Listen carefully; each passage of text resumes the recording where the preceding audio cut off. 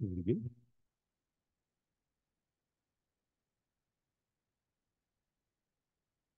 Sei lá o que aconteceu. Agora foi. Pronto. Então vamos, gente. Nessa frente, eu não sei, vou ficar chamando de frente um, frente dois. Nessa primeira fala,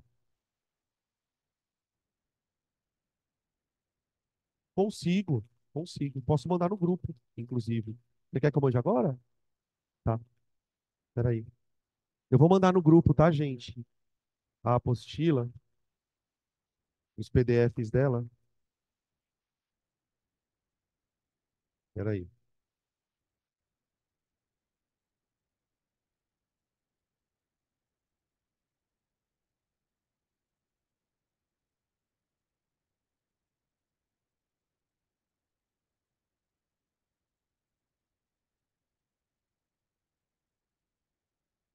Pronto. Mandei a de física veio primeiro, depois veio a de química, tá? Então, bora. O primeiro assunto que a gente vai trabalhar é um assunto bem tranquilo. Todos vocês acho que têm uma tendência de desenvolver bem aqui. Eu gosto de usar esse assunto para a gente trabalhar algumas definições. Então, o título lá do capítulo é Matéria e suas propriedades. A gente começa, dentro da química, a olhar para a matéria, primeiro, a partir de uma visão macroscópica, ou seja, de fora. E quando a gente olha para a partir de uma visão macroscópica, ou seja, sem se preocupar com a estrutura da matéria, a gente aprende que definir matéria é uma coisa complicada. Não dá para você definir.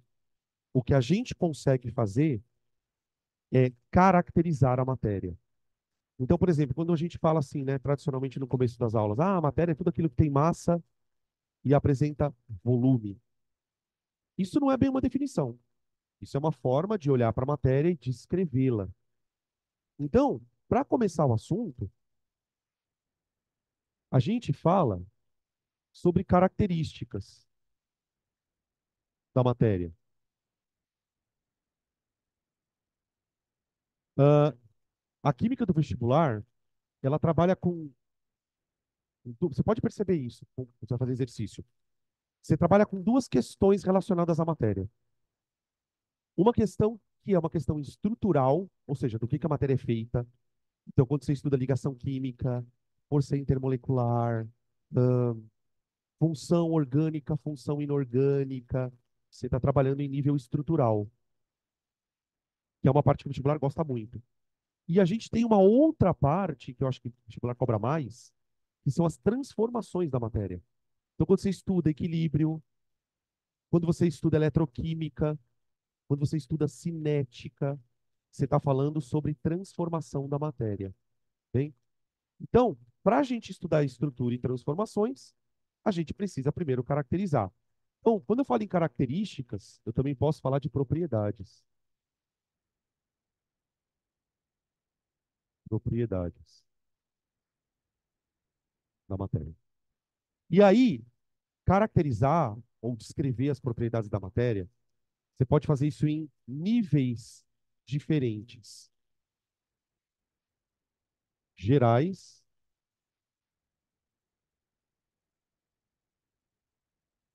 funcionais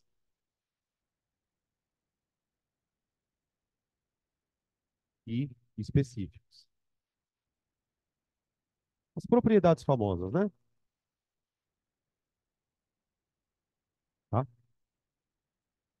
O que diferencia cada nível de caracterização da matéria? Como o próprio, os próprios tópicos já estão especificando, né? O quão específico é. Então, quando você fala, por exemplo, que a matéria tem massa, você está usando uma ideia geral. E tem que tomar só cuidado com uma coisinha aqui, talvez vocês tenham isso na cabeça, vamos ver se a gente corrige, se tiverem. Dan, a massa é uma propriedade geral da matéria. Por que a massa é uma propriedade geral da matéria? Porque toda a matéria tem. Cuidado com essa definição. Por quê? Porque qualquer matéria tem densidade também. Mas a questão é, a partir do momento que eu conheço a massa, eu consigo dizer do que aquela coisa é feita? Então, se eu digo para vocês assim, olha, eu tenho aqui na minha mão uma, uma substância, e essa substância tem massa 40 gramas. Que substância é essa? Saber que a massa de uma substância é 40 gramas não te permite caracterizá-la. Então, a gente diz que uma propriedade é geral quando ela não caracteriza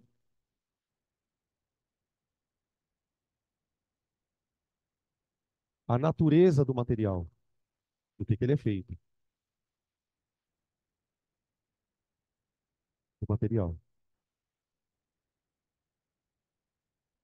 A gente pode citar aqui massa, volume.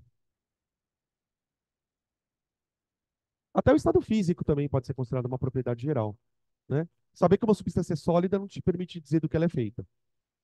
Até porque o estado físico de uma substância vai depender da temperatura em que ela está, né? Não só da temperatura, mas da pressão. Então, então, antes de falar que característica geral, é porque ela não tem uma especificidade. Aí a gente vai para um nível um pouco mais além. Ah, existem propriedades que te permitem caracterizar grupos de substâncias. Gosto sempre de citar uma delas que vocês conhecem muito bem. Existe lá um grupo de substâncias que, em solução aquosa, liberam íons H+. Ah, são os ácidos. Não dá para você dizer que ácido é, mas você sabe que é um ácido. Então, quando uma propriedade é funcional, ela está caracterizando o que na química a gente chama de função. Função, né, gente? Função não é porque assim, se eu perguntar para você assim, qual é a função de, de tal substância? Para a maioria das pessoas, função é dizer para que ela serve. Para a gente, função é a que grupo de compostos aquela substância diz respeito. Então, quando vocês vão estudar lá na orgânica, quando a gente for estudar orgânica, tem lá função álcool, função aldeído, função cetona, função éter, função éster. São grupos, né? Quando eu falo na função álcool, eu estou falando de uma galera. Quando eu falo na função aldeído, eu estou falando de uma outra galera. Então, propriedade funcional são propriedades que caracterizam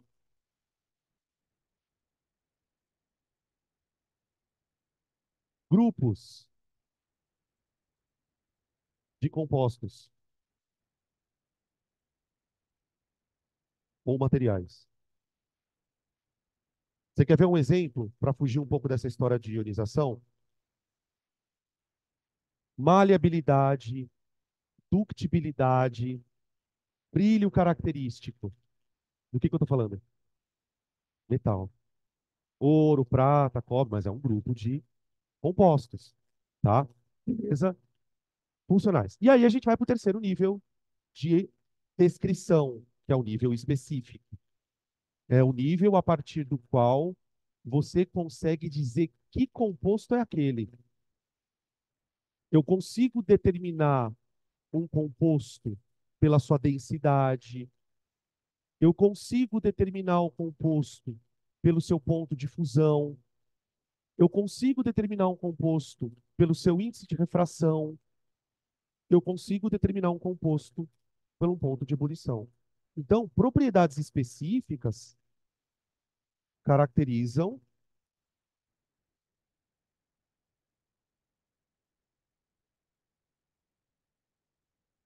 materiais, tipos de compostos, tipos de compostos.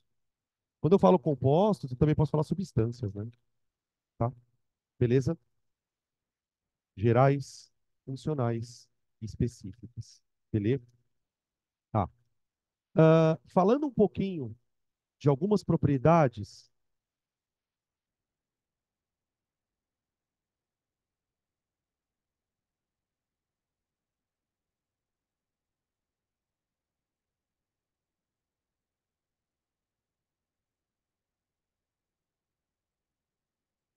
algumas propriedades relevantes. Eu gostaria de citar a densidade e os estados de agregação. Tá. Densidade. Densidade é uma propriedade que a gente usa muito, não só na química, mas também na física, quando vai estudar, por exemplo, hidrostática. Então, vale a pena a gente aí trazendo alguns conceitos sobre densidade. Densidade é uma propriedade muito legal, ah, porque assim, se eu perguntar para vocês o que é densidade, acho que a maioria de vocês vai falar aquela frase famosa, densidade é massa sobre volume. Mas para tentar me explicar o que é densidade sem usar uma fórmula. Como eu explico o que é densidade de um corpo sem usar uma fórmula?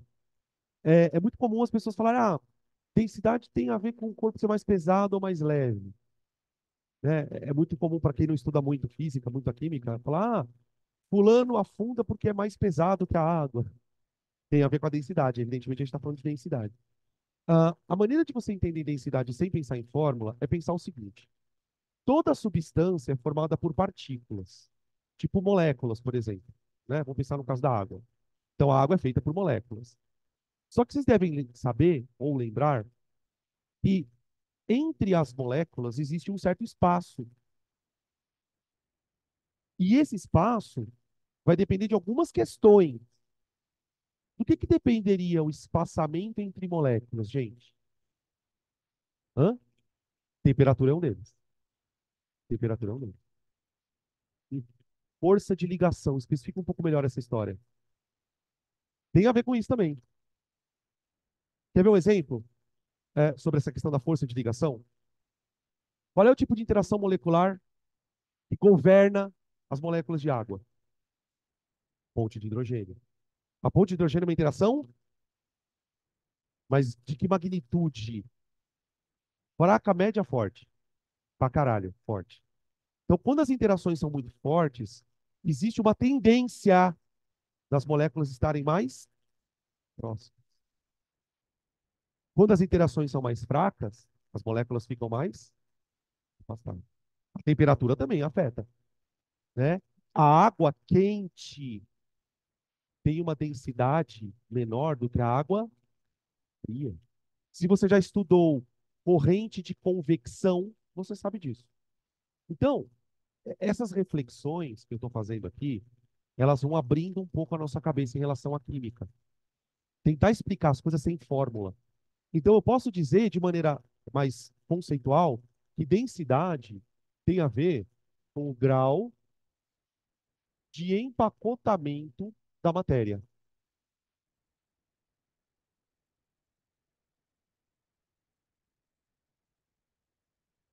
Da matéria.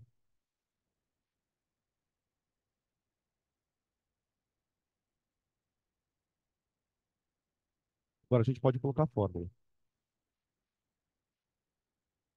Né? Eu vou citar aqui um exemplo de dois líquidos que a gente estuda bastante na química, né? A água e o mercúrio. Vamos pegar esses dois, vai. Fala muito deles. Quantos gramas de água cabem em 1 ml? Quantos gramas de água cabem em 1 ml? 1 grama. Entende o que é densidade?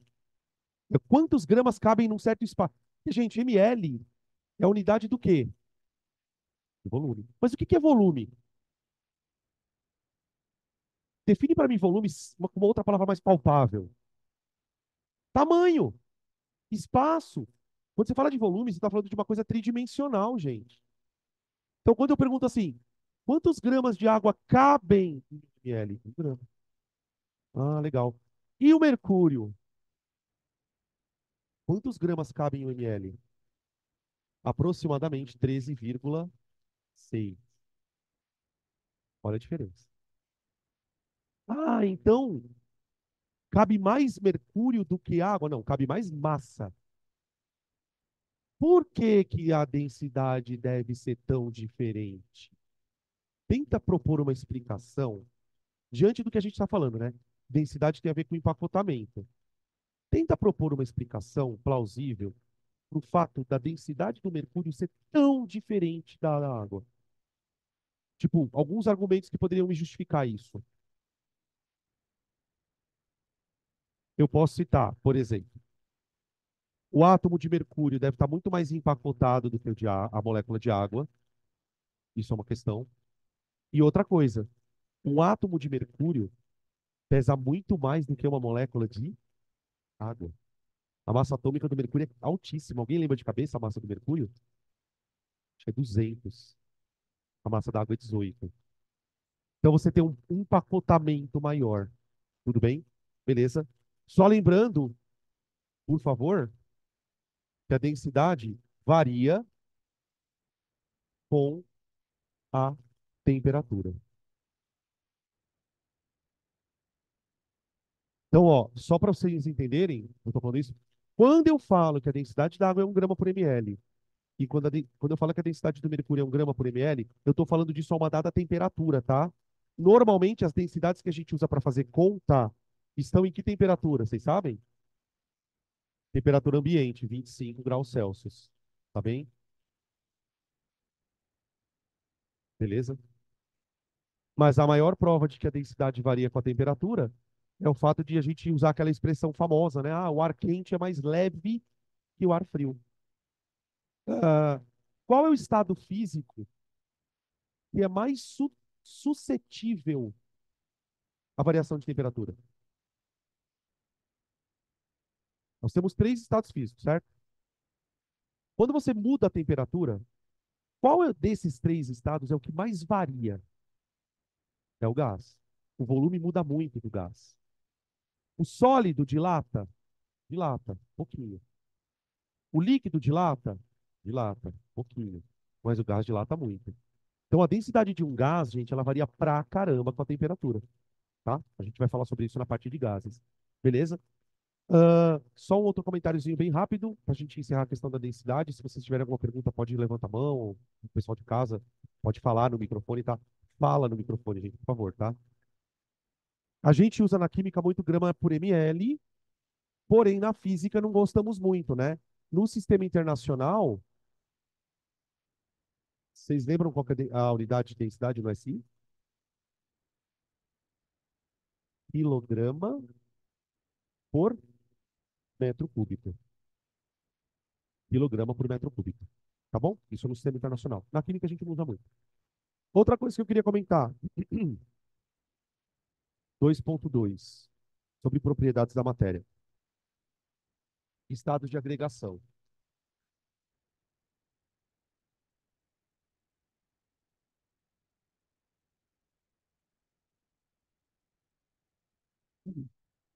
Quando eu falo de estado de agregação, gente, quando eu falo de estado de agregação, eu estou falando de estado físico, tá? Agregar significa juntar, significa compactar. É mais nessa linha, tá? Então vamos falar aqui. Sólido,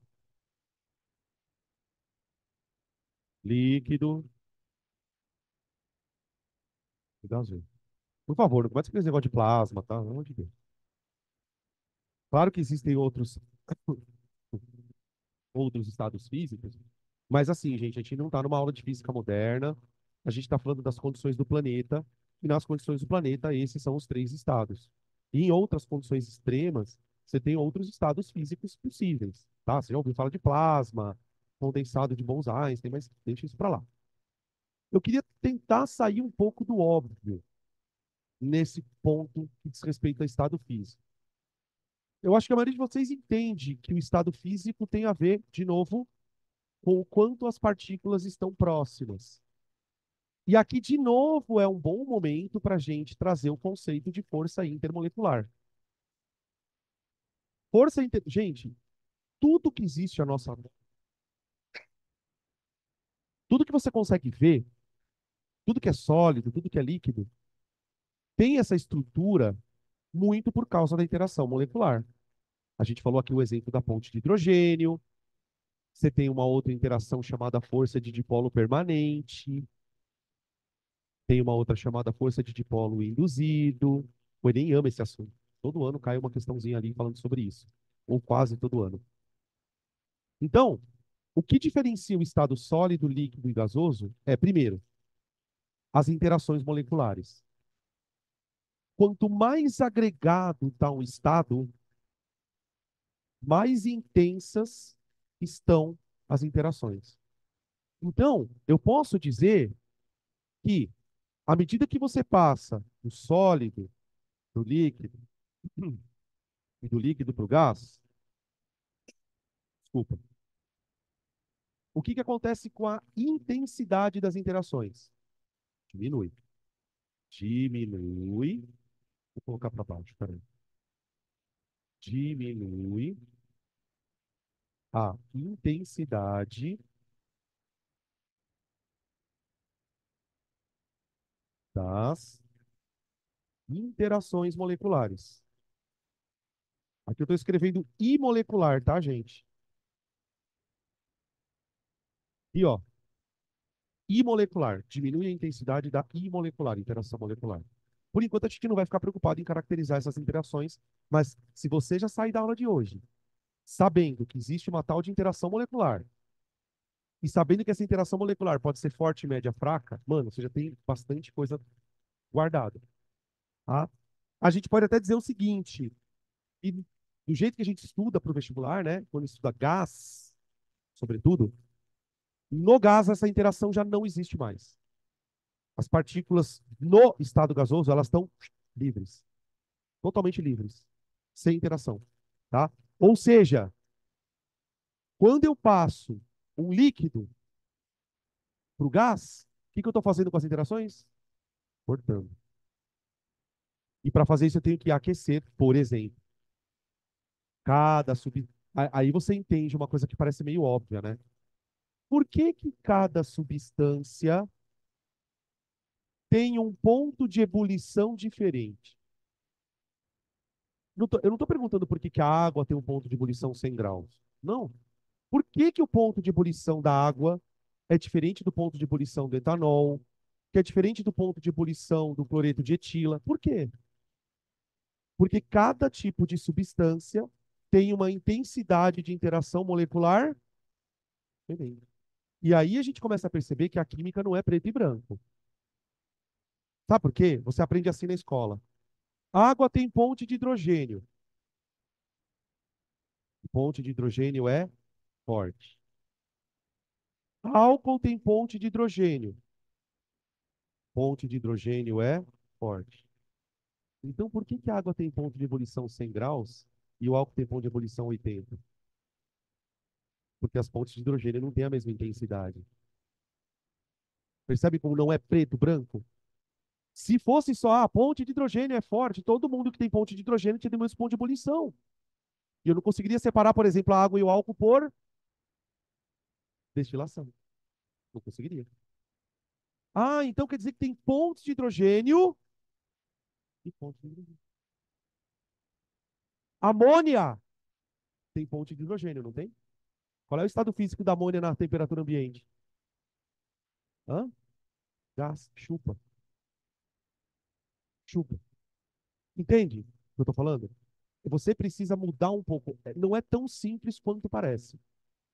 Então, as interações moleculares têm graus de intensidade. Independente do grau de intensidade de uma interação molecular, à medida que você passa um líquido para um gás, você corta. Acabou. Não tem mais interação. Ok? Outra coisa que eu queria comentar sobre essa questão dos estados é um termo que a gente usa um pouquinho no ensino médio. Eu gosto sempre de usar ele porque ele é um termo que faz vocês pensarem um pouco fora da caixinha, que é o termo entropia. Quando você vai fazer um vestibular militar, por exemplo, ITA, IME, AFA, é natural que se estude esse assunto mais aprofundadamente. Para os vestibulares tradicionais e o Enem, se você souber o conceito de entropia, já está ótimo. Entropia é uma maneira de você medir o quão organizado está uma estrutura química. Por exemplo, imagina um grãozinho de sal. Imagina um grãozinho de NaCl, cloreto de sódio. Para quem lembra um pouquinho do que eu vou falar aqui, o cloreto de sódio é formado por íons, não é? Sódio ligado no cloro, ligado no sódio, ligado no cloro, um grudadinho no outro. Bonitinho. Sim? Essa estrutura, do ponto de vista de organização, é extremamente organizada. Agora, pensa, por exemplo, numa outra situação oposta. Um gás. Aqui na sala nós temos gás, o ar atmosférico. As moléculas de gás, de uma substância, quando ela está no estado gasoso, elas estão completamente bagunçadas. É molécula andando para lá e para cá, colidindo uma com a outra, porque não tem interação molecular. Se não tem interação molecular, quer dizer que não tem nada que mantenha as moléculas próximas. Então, nesse sentido, eu posso dizer que o estado gasoso, de maneira geral, ele é extremamente desorganizado. Eu tenho estados de alta organização e estados de baixa organização. Isso tem a ver com entropia. Danilo, não entendi direito ainda. Guarda o seguinte, então. Entropia é sinônimo de desordem. Desordem. Então, quando você quer dizer que um estado está desorganizado, você vai dizer que ele está com alta entropia. Alta. Quando você quer dizer que o estado está organizadíssimo ou pouco desorganizado, você vai dizer que ele tem baixa entropia.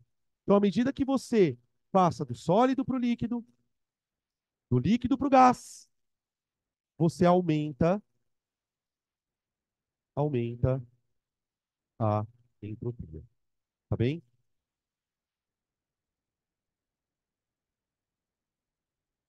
Então, vê se você consegue entender agora, tentar explicar. Se quiser falar, fala. Se não quiser, só pensa. O que significa o termo variação de entropia?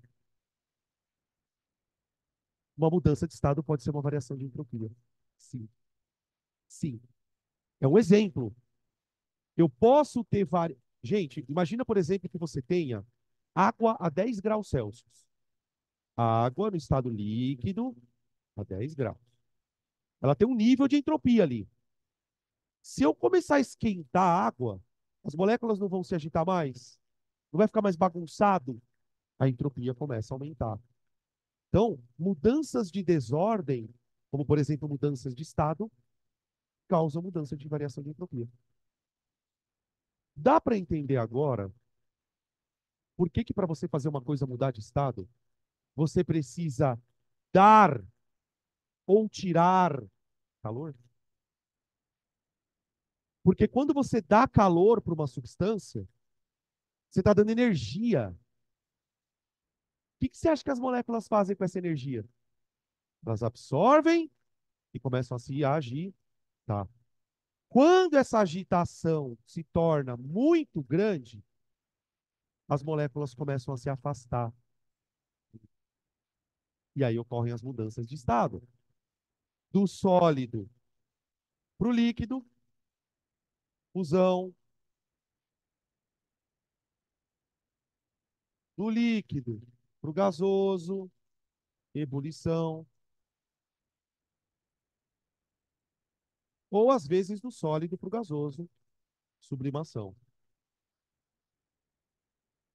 Tá bem?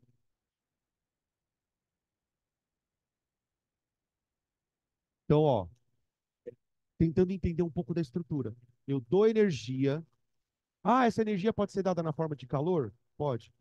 Deixa eu fazer uma pergunta aqui. Você consegue me dizer um exemplo de uma mudança de estado onde a energia absorvida não é calor? Se eu estou perguntando é porque tem uma bem famosa, tá? Você deve ter na sua casa. Micro-ondas. Por exemplo, se eu pegar um copo com água e colocar no micro-ondas e deixar ela tipo 10 minutos, a água vai ferver. Mas não é calor que ela está absorvendo. O que é micro-onda? Hã? É onda eletromagnética. Primo da luz, né? Primo da luz. Tá? A molécula absorve energia, Essa energia é usada para aumentar a desordem. Chega um momento que esse aumento de desordem é tão intenso que as interações moleculares começam a se romper. E aí, mudou o estado. Tá bem? Agora, eu também posso abaixar a entropia. Abaixar a entropia.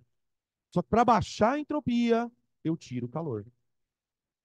E aí eu provoco condensação ou liquefação. Depois a gente fala um pouquinho sobre isso no momento oportuno. Solidificação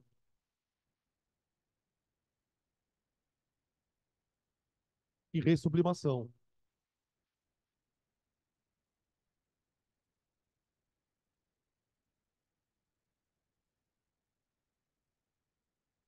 Tá bem? Perguntas até aqui, gente.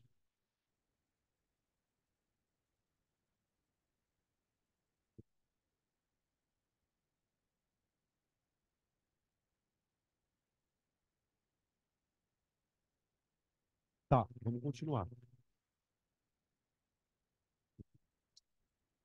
Vamos continuar.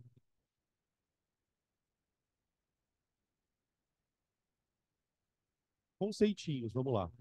Substâncias. Uma das coisas que a gente martela um pouquinho nesse começo de curso, sobretudo no que fala, na hora de falar sobre matéria, né, é a distinção do termo substância e o termo mistura. Então, a gente começa falando primeiro de substância, daí já no item 3, e depois a gente fala de mistura. E quando eu falar de mistura, e daí já é na semana que vem, a gente já tem um gancho para falar de técnicas de separação. Porque eu só separo mistura. Substância eu não separo. Tá? Então vamos falar um pouco sobre isso. E aqui nesse contexto que a gente está, né? Substância, mistura, mudança de estado, bananã, bananã, bananã.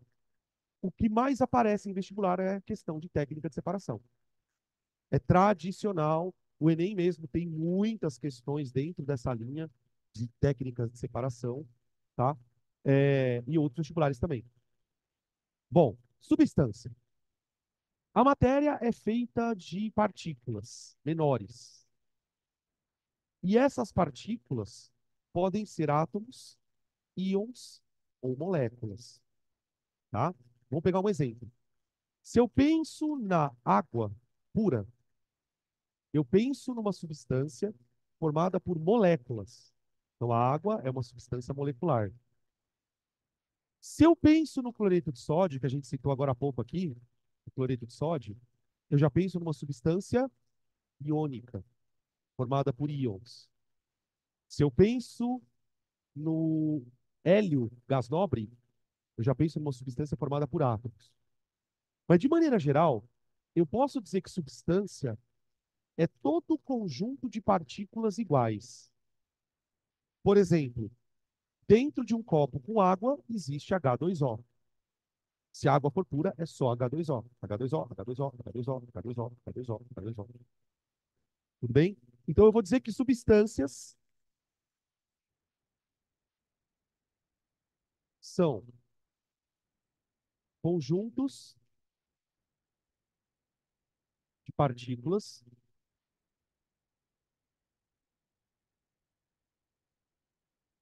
quimicamente iguais.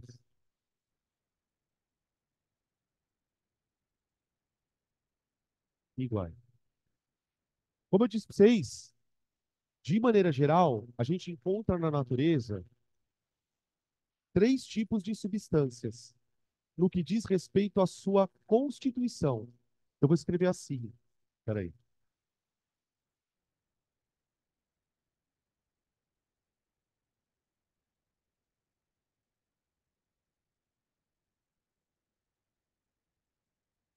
Você tem substâncias moleculares, você tem substâncias iônicas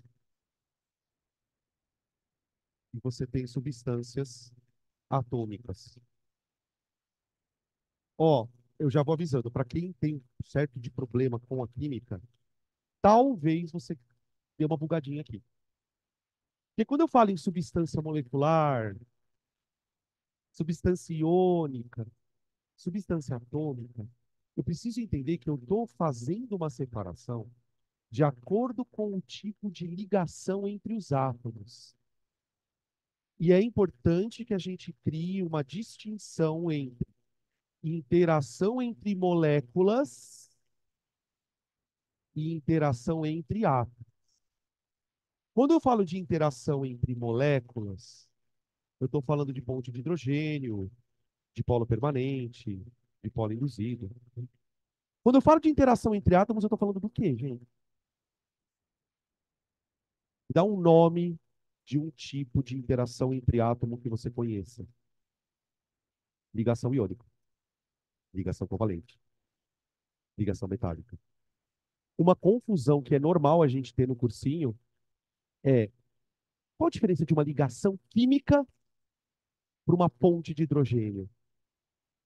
Qual a diferença de uma ligação covalente para uma ponte de hidrogênio?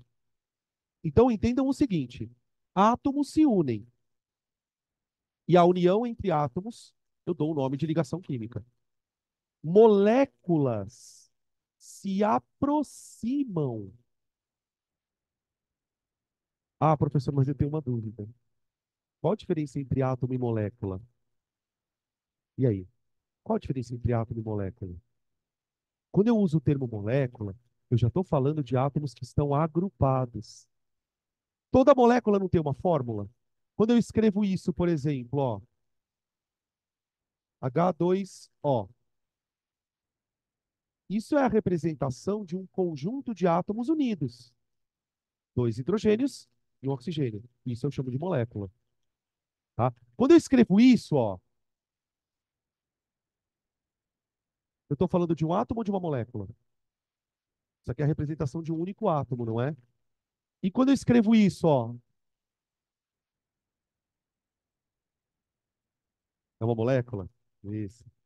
E quando eu. Oi, tudo bem? Que bom te ver. O que você está fazendo aqui?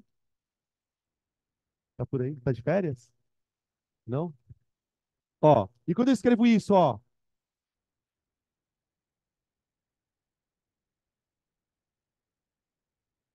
hã?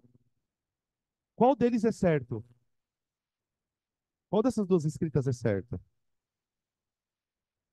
Gente, você não sabe alguma coisa, responde o quê? Depende. Você vai falar, depende.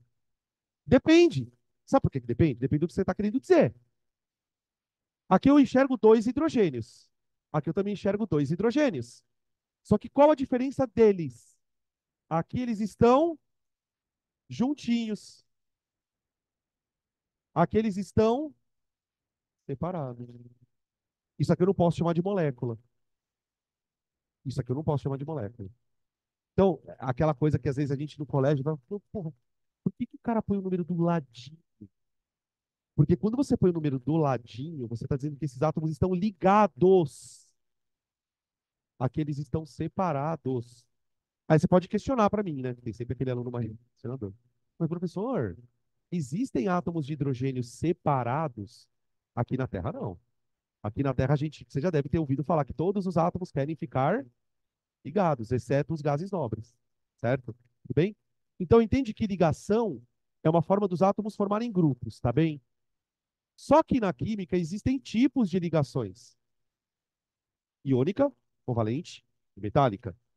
Ah, eu não lembro a diferença. Calma, só precisa saber que existem tipos.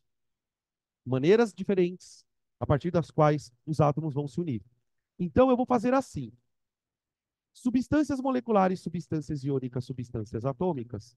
O critério que eu estou usando é o tipo de ligação entre os átomos. Quando uma substância molecular é uma substância formada a partir de ligações covalentes entre os átomos.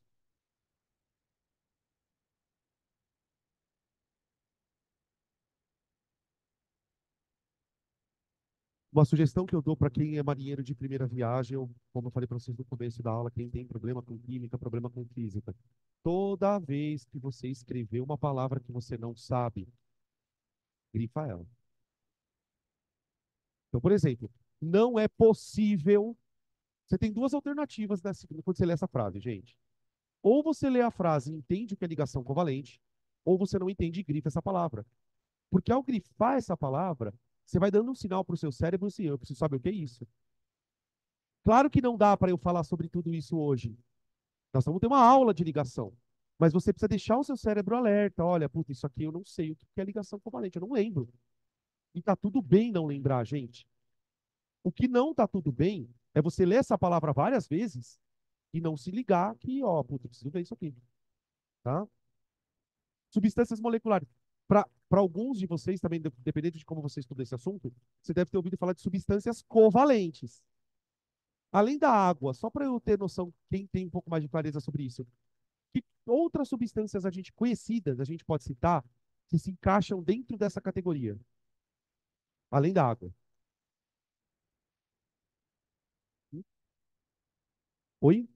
Amônia é uma substância molecular, o etanol é uma substância molecular, os ácidos são substâncias moleculares, ou seja, nos ácidos, quando eu escrevo isso aqui, ó, H2SO4,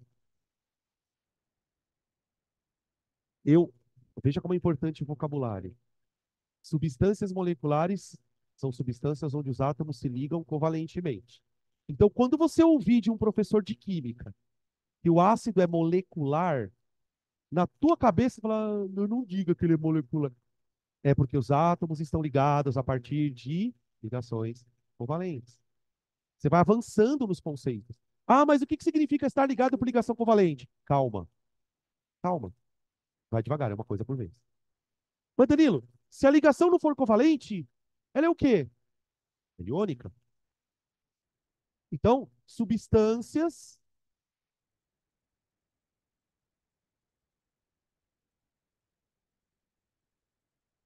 formada, ou substância formada a partir de ligações iônicas entre átomos. Dá exemplo aí, vai. Não vai falar NaCl, pelo amor de Deus. Além do NaCl, o que mais é iônico? Eu tenho muito. Todos os sais são iônicos.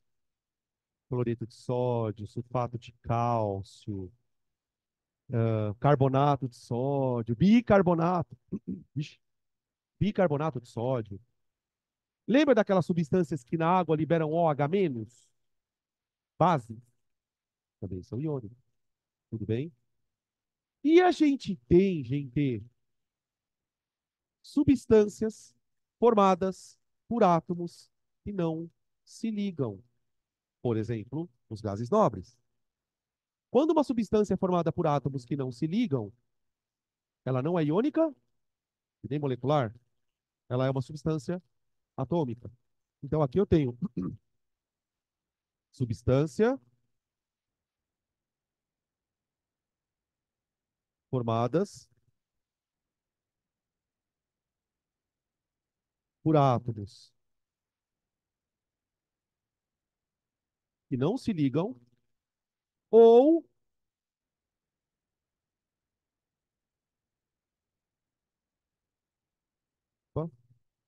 ou que se ligam a partir de ligação metálica.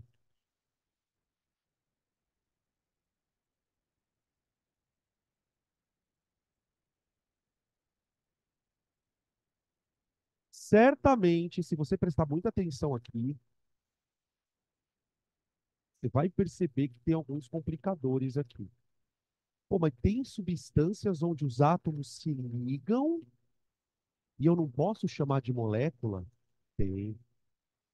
Tem substâncias em que os átomos se ligam e eu também não posso chamar de iônica? Tem. Os metais. Os metais são substâncias atômicas, tá? Então, já percebam que aqui eu já estou plantando algumas duvidazinhas para a gente chegar na aula de ligação química e meter a cara nesse assunto. Por que que tem hora que eu chamo de molécula, tem hora que eu chamo de íon, tem hora que os átomos se ligam, mas eu não chamo nem de molécula nem de íon, tá? Beleza?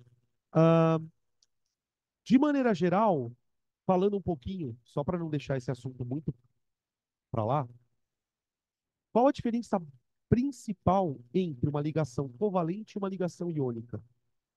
Tirando todos os detalhes de octeto e os cambal, não sei o quê. Qual é a principal distinção entre uma ligação iônica e uma covalente? Compartilhamento e transferência. Ligações ocorrem sempre em nível de eletrosfera, certo? Núcleo, eletrosfera. Os átomos se aproximam. Quando os átomos se aproximam, as eletrosferas interagem. Dessa interação pode acontecer basicamente duas coisas. Ou um átomo transfere elétron para o outro, e aí você tem a ligação iônica, ou os átomos compartilham elétrons entre si, e aí eu tenho a ligação covalente, tá bom? Beleza? A ligação metálica, ela foge um pouquinho dessa questão, então eu não vou entrar muito para a gente não bugar, beleza? Até aqui tranquilo, gente.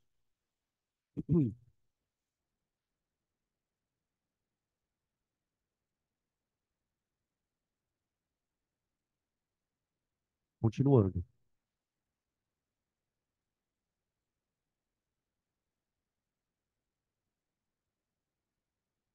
Eu posso olhar para substâncias. Nós estamos falando de substâncias, né? Ah, deixa eu só fazer uma coisa aqui. Eu vou colocar um 3.1 aqui, tá, gente? A gente está falando do caso das substâncias aí. Eu posso olhar para substâncias e classificar elas de acordo com a natureza das ligações, iônica, molecular ou atômica. Mas eu também posso olhar para substâncias e classificá-las quanto à composição química.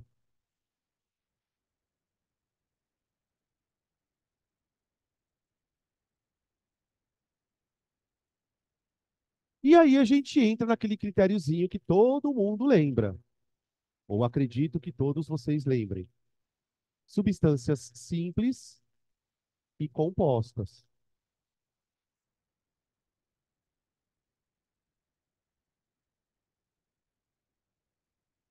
Gente, independente da substância ser iônica,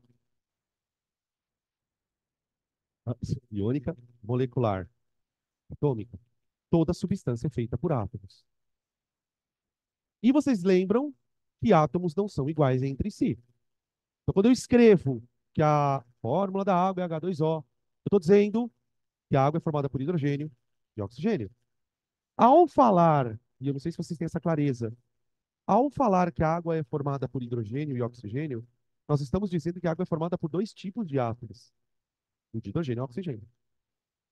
Então, esse critério, que é a água é formada por dois tipos de átomos, ou seja, a água é formada por átomos diferentes, vai servir para eu dizer que a água é uma substância composta.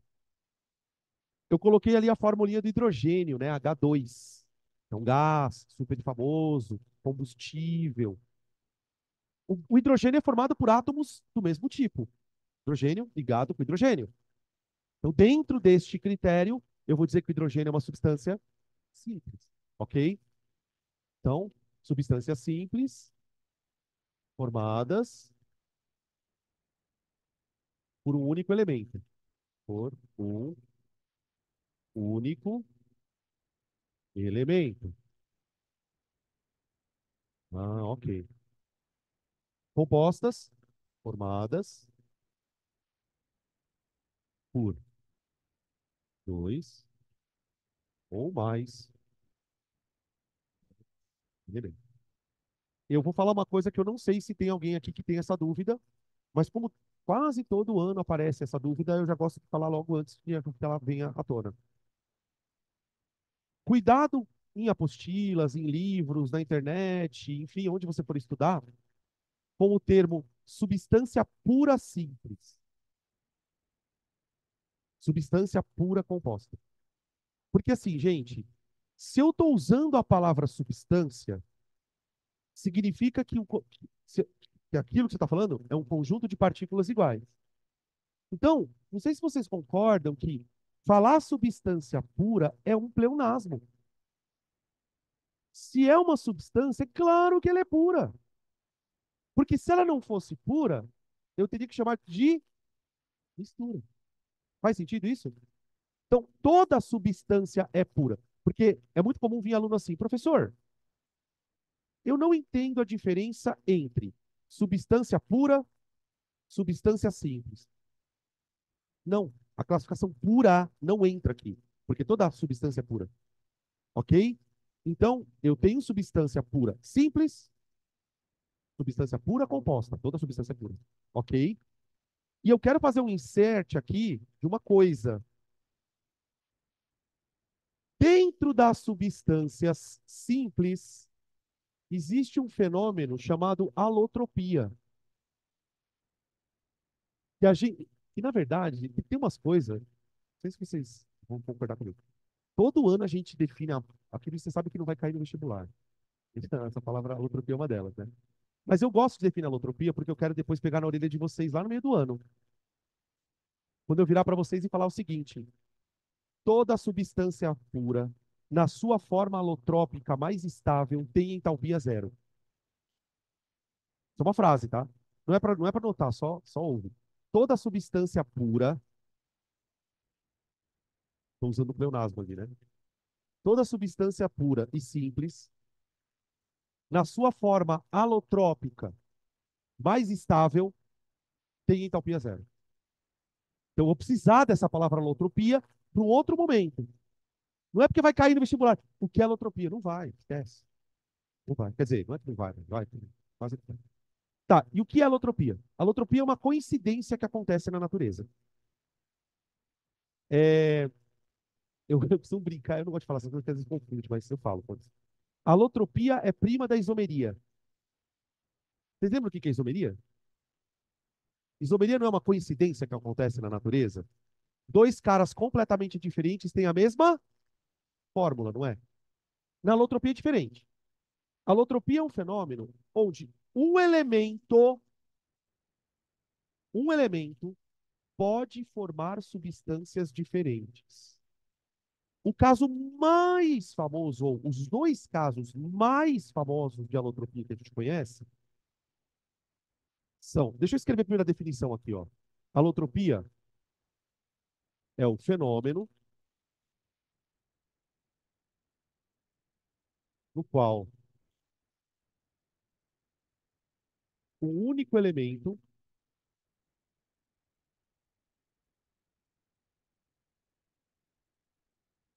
pode originar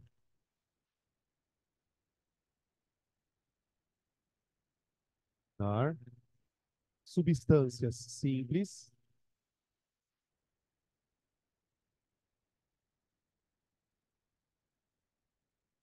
diferentes. Ô, gente, o que que são substâncias diferentes? Cadê esse lado, pessoal, que estava enxergar? Mais pra cá. Aqui. O que que são substâncias diferentes?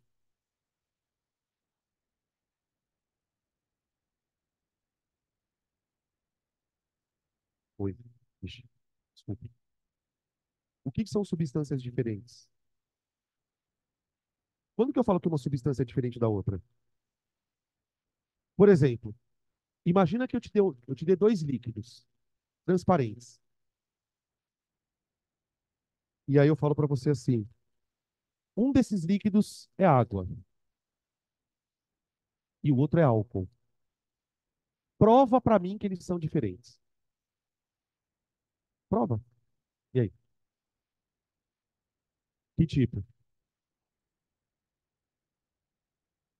Tá. Então, por exemplo, se eu te dou dois líquidos e você quer provar que um é diferente do outro, uma estratégia seria você riscar o fósforo perto deles. Tudo bem que não é a melhor alternativa.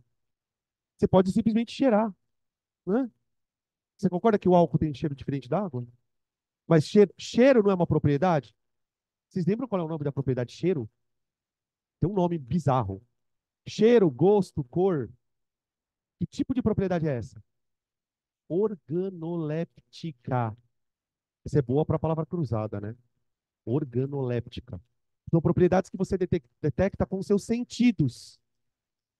Eu posso medir o ponto de ebulição, eu posso medir o ponto de fusão. Então entenda, gente, que por trás da expressão substâncias diferentes, quer dizer que elas têm propriedades diferentes. Tudo bem? Quais são os exemplos marcantes que a gente cita sempre de alotropia e que depois a gente acaba usando? Exemplo. Bom, o primeiro elemento que tem essa característica é o oxigênio. Família 6A, lembra? O oxigênio, ele pode dar origem a duas substâncias diferentes, o O2 e o O3. Qual é o nome do O2? É o oxigênio. Isso acontece na química, né? O mesmo nome serve para o elemento e para a molécula ou para a substância. E aqui o nosso querido ozônio. Qual a diferença dos dois casos, gente? O número de átomos. Aqui eu tenho dois oxigênios ligados por ligação dupla, né? E aqui eu tenho três oxigênios ligados porque tem uma dativa aqui no meio. Tá? São substâncias totalmente diferentes. Ok? Um outro caso que eu gosto de citar, porque aparece muito na termoquímica, é o carbono. O carbono. O carbono pode formar três substâncias diferentes: o grafite, o diamante e o fulereno ou grafeno. Eu gosto de colocar fulereno. Fulereno. E tem o grafeno também, né? O grafeno é um outro tipo. Vou colocar fulereno ou futeboleno, que parece uma bola de futebol. Boleno, tá? Só um comentário breve sobre a questão da fórmula aqui. Quando eu falo, por exemplo, o carbono C60 formando uma coisa, esse 60 quer dizer que eu tenho 60 átomos de carbono. Então eu posso chamar isso aqui de molécula, tá? Eu posso chamar de molécula. Quando eu escrevo CN do lado, eu quero dizer que não tem um número fixo de átomos. Então, você pode ter milhões de átomos. Essas duas variações, elas se diferenciam quanto à geometria das ligações. Né? Para quem manja um pouquinho de orgânica, aqui eu tenho carbonos sp2, né? E aqui eu tenho carbono sp3, trigonal e tetraédrico. Quando a gente for falar de geometria molecular, a gente fala sobre isso também, tá bom? Beleza. E aí, tá, gente? Quando a gente fala em propriedade diferente, vai, oxigênio, ponto de fusão diferente do ozônio. Ponto de ebulição diferente do ozônio. Densidade diferente do ozônio. Eu gosto de citar, por exemplo, uma propriedade que tem a ver com assuntos que vocês veem em outras áreas, a história da camada de ozônio, né? Por que que a gente usa o termo camada de ozônio? Por que esse termo camada? Porque o ozônio, ele não está distribuído de maneira homogênea na atmosfera. A maior quantidade de ozônio, ou a maior concentração de ozônio, ela está localizada a aproximadamente 45 quilômetros de altura. E uma das coisas que faz o ozônio se concentrar naquela região é a sua densidade, são as propriedades químicas. Então, de fato, são diferentes. Grafite e diamante são diferentes, inclusive, na aparência. Né? Se eu te der uma pedra de grafite, uma pedra de diamante aqui, você consegue reconhecer. A dureza entre elas é diferente. O grafite é mais mole, tanto é que a gente usa para riscar. O diamante é extremamente duro. Não sei se vocês sabem, essa é uma propriedade que vale a pena guardar, principalmente para vestibular mais conteudista, tá? O grafite conduz corrente elétrica e não é metal. Isso é uma coisa diferente, tá? Tanto é que quando a gente estuda eletrólise, A gente fala muito de eletrodo de grafite. Nas pilhas comerciais, a gente tem também pedaços de grafite dentro da pilha, tá? Porque ele tem uma vantagem substancial em relação aos metais. Ele conduz eletricidade, mas ele não corrói. Então ele não desgasta.